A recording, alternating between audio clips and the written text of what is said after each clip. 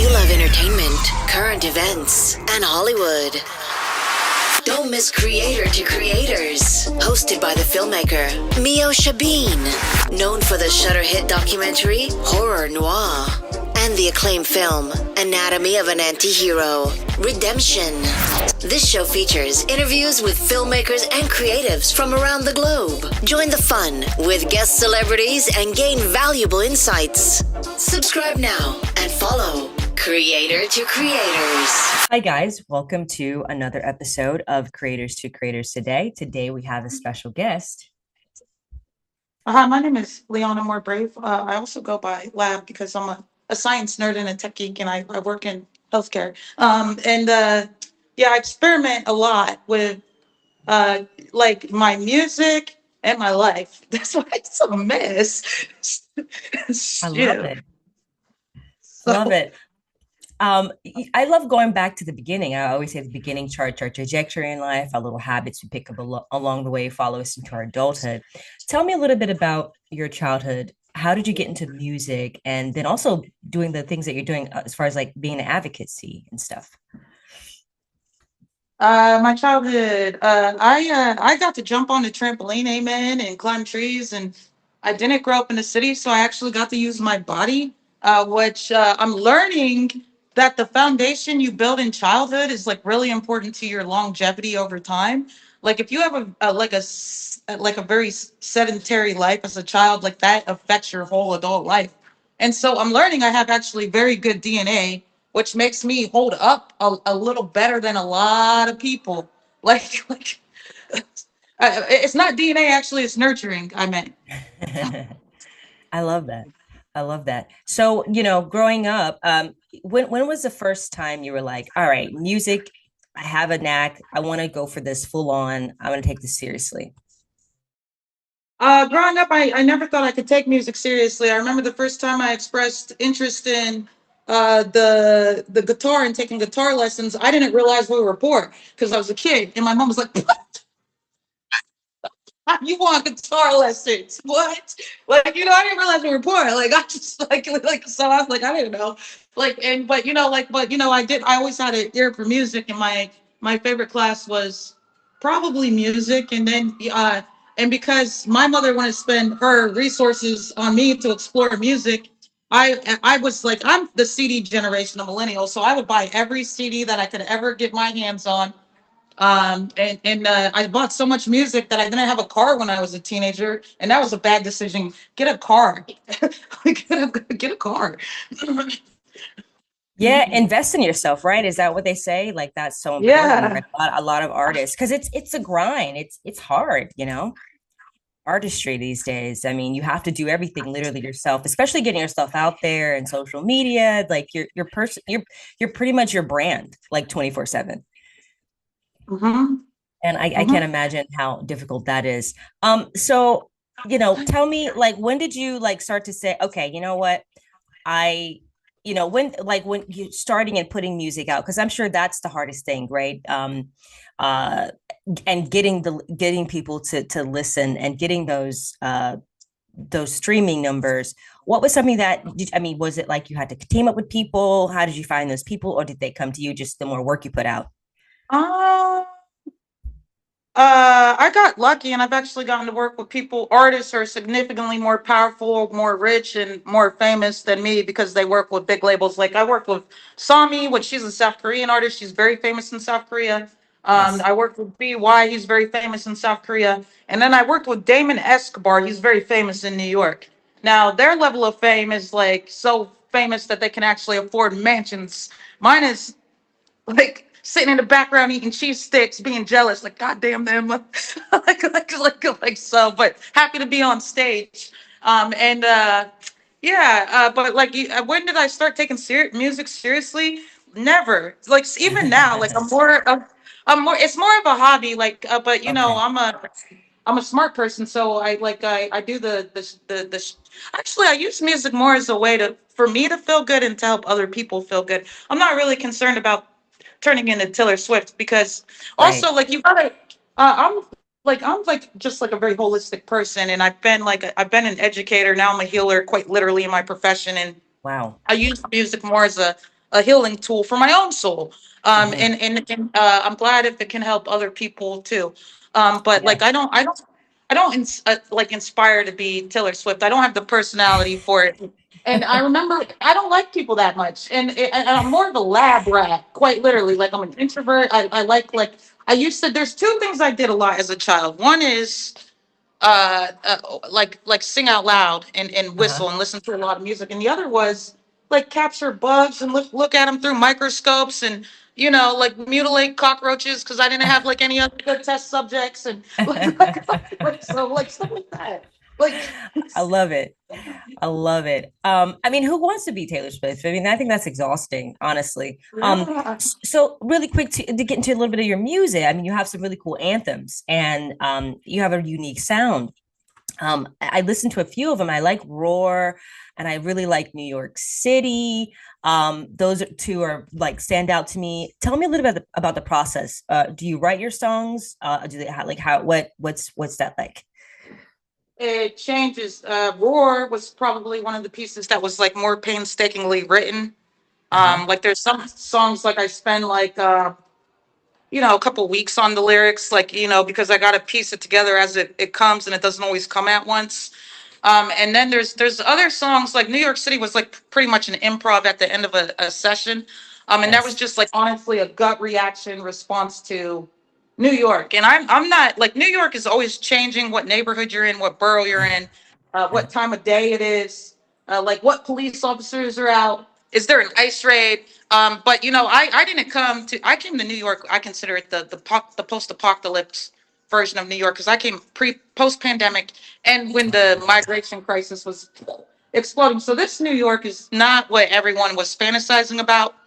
Yeah. I can hear the police sirens in the background now, and I'm in a nice Yeah, neighborhood. I know, right? I know New York has definitely changed. And like, I mean, but I just feel like your music kind of also, I love the advocacy behind it and things that you're talking about that are really happening now. I think it's really, I love what your work that you're doing in that world as well. Um, Tell me a little bit about what inspired you to start your YouTube channel, like where it's like all your stuff is in one place. Which I love that, by the way. I kind of get more of an Um, idea of who you are when I check out your channel. so I spent like the my young adulthood and meaning like my early 20s in China. And in China, I didn't even like have access to social media or a phone. Uh-huh. But like when I came back to America in 2020, everybody was on Instagram, everybody was on TikTok. Everybody is always still asking me for Instagram, and I've tried to get into Instagram a few times, but it's just not me. So like when people are like, you got to download this app to connect with me. I'm like, I don't think we're in line because I don't like I'm not gonna get back to you. And then I remember somebody was like asking me, like finally, like 4 weeks later, they're like, are you not on WhatsApp a lot? Because I've been trying to reach you. And I'm like, that's exactly right. Like, why can't you just call me on the phone? And we like, and so I'm old school like that. Like, if you want to connect with me, just call me on the phone. But they're like, we Yes. gotta go to Instagram and then you gotta DM me and then they want you to like download like 6 apps for no reason. Like they'll connect with you on Facebook. They'll be like, hey, Lion, what's up? Can you download WhatsApp? It's like, why we're already connected on Facebook? Like, you're making it hard for me to connect with you. Like, just Right. call me on the phone. Like, I'm annoyed because I'm old and I like no.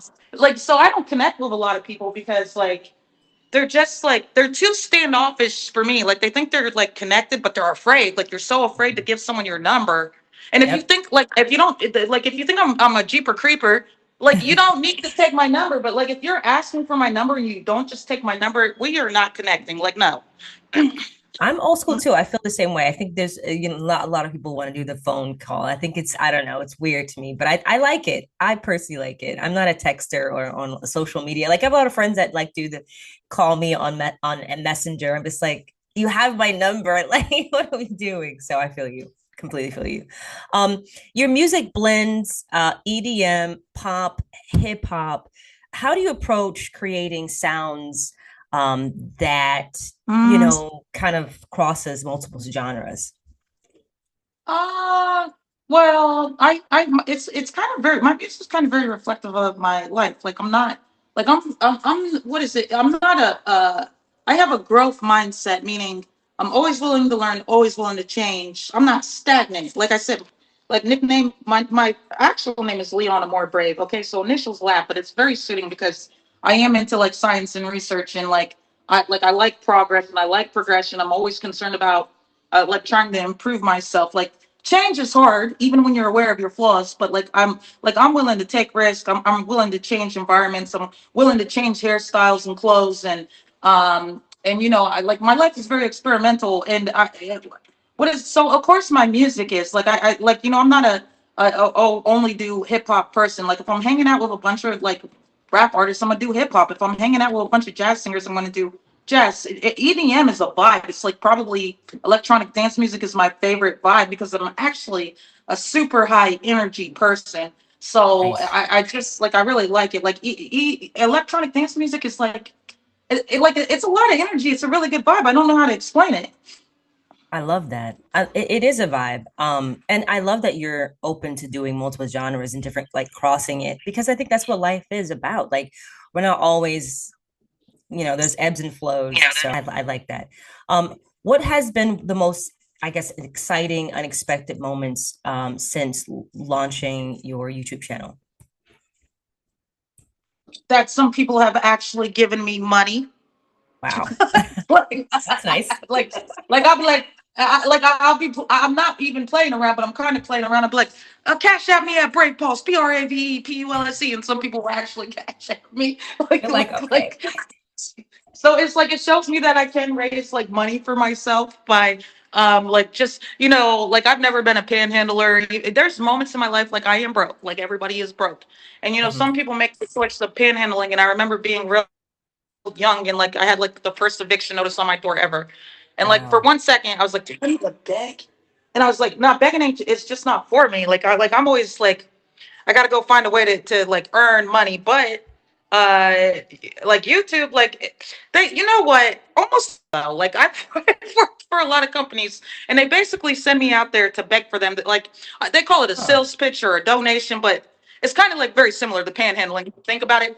And so you Uh, know what? Like I don't want to be a street panhandler, but doing it through the internet maybe. Like so yeah. I love that. You know, You know, go fund me. right, go fund, exactly. Support the brand because it takes money to do what you do at such a high level, and to reach Yeah. people.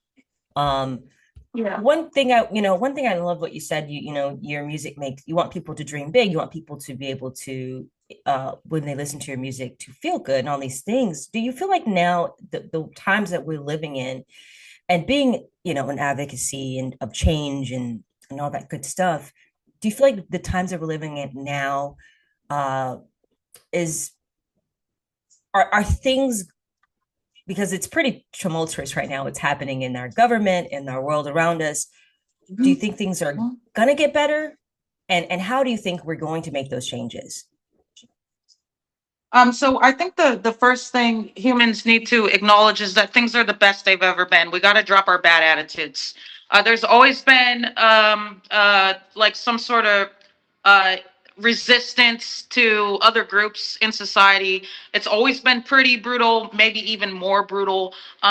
There's always been war. I think like in America's like 200 whatever years of existence, it's only had peace for like 10 years. Like so America dropping bombs and making everyone go, what? It's nothing new. And like, you know, like so like I you know, when they say ignorance is bliss, like, you know, I'm someone who's very aware, but honestly, like I'm learning like ignorance is bliss. Like there's a way for you to tune out and focus on your own joy and your own pursuit. That's probably the best thing you can do because, as my aunt used to say, you can't feed the whole of India. And unfortunately, you know, if the government wants to bomb Iran, there's very little we can do. Like, you know, and I don't, and I'm not like someone who is not a fighter. Like I believe in the battle cry. I believe in rallying the troops, but not at the expense of you going to jail or not at the expense of your own life, not at the expense of your own peace. And unfortunately, there's always going to be someone hungry, always going to be someone who dies for no reason. And like you got to protect your own peace, even if it is selfish, because it's not selfish. And the best thing anyone can do for humanity is to let life live. So if all you can do to let life live is make sure you're alive, do that. Yeah, I mean, that's so true. And you're right. Wow, that's good advice. Really quick, I really enjoyed talking to you. I'm gonna let you go though. I know you're on a time crunch. I have a question I love asking every guest, and there is no wrong answer, I promise. The three levels of influence: money, power, or respect. If you could choose only one of those things, which one would you choose and why? So I've heard you ask this question, and people take the ethical answer, which is respect. And if I hadn't heard other people already answer this question, I probably would have taken the ethical approach and said respect. But you know what? Now I'm going to choose money because money only magnifies your character. Money would allow me to do what I need to do. Therefore, by having money, I would have power. And by having money, I would have respect because it only magnifies your character. And yeah. I love that. That's a great answer. I like money too. What advice would you give to people that are trying to get into the music world, young girl, young boy, whoever? So if you're tone deaf, don't. Some people can't sing. Just stop yourself. But if you got flow or not, because Bob Dylan's voice isn't traditionally good, and Bob Dylan is a genius. He wrote some of the best music we've ever had. So Eminem, he really obviously can't sing, right? And a lot of people so there's different gifts in music, from playing the piano to being lyrically masterful to just being unique. So you gotta, anyone could have said Bob Dylan sucks and Eminem sucks and Britney Spears' voice is so. So you got to know if you have it or not. So, but at the end of the day, if you don't have it, just stop. But at the end of the day, you have to know tons of people are going to tell you you don't have it. And if you're in music for validation or because you think you're going to be the next Britney Spears, stop. You got to love music to do music. And there's really no money in music anymore unless you're going to be performing. Like Adele, she get her tickets are so expensive. Adele make money now, but you know how big, just like they say the 1%, there's the 1% of music. So don't get in. Do you know how many indie artists there are with major talent? Like, don't get into music for money. Only get into music because you love it. Because the Yeah. chances of you being Adele are the same chances of you being a billionaire. Good luck. I'm not saying you can't do it. Just be realistic. I mean, that's really great advice because it's important. A lot of people like to sugarcoat, and it looks glamorous, this world that we live in the entertainment world. But there are a lot of bad things that are happening on the behind the scenes just to get Right, it's yourself out. creepy. It gets creepy. Like, It there's a lot of does. creepy stuff too. Oh, Lots of but actually, creepy. here's another piece of advice. Don't wait for a gatekeeper or a creeper. This is the new world of tech, and you can open your own doors. I'm a bootstrap, do-it-yourself type person a lot of Love times. it. Don't wait for gatekeepers. Don't wait for permission. A lot of people do that, and that's why they never get started. That's good. I could talk to you all day. Thank you so much for your time. You're amazing. Where can people find you on social media to follow everything you got going on?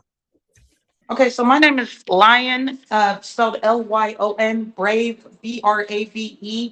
And you can find me everywhere. You can find me on Spotify, which I go there. I usually direct people to my YouTube, to my Spotify's lame. I need some numbers. Just binge me. I'm genuinely binge worthy, and help me get my numbers on Spotify. But I am on YouTube, but my YouTube is just like it's so messy, and it's holding me. My messy YouTube is holding me back, frankly. But anyways, you guys can find me. Just Google me, and yeah. Adios.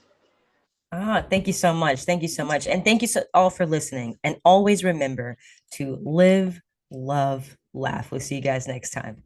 Bye bye.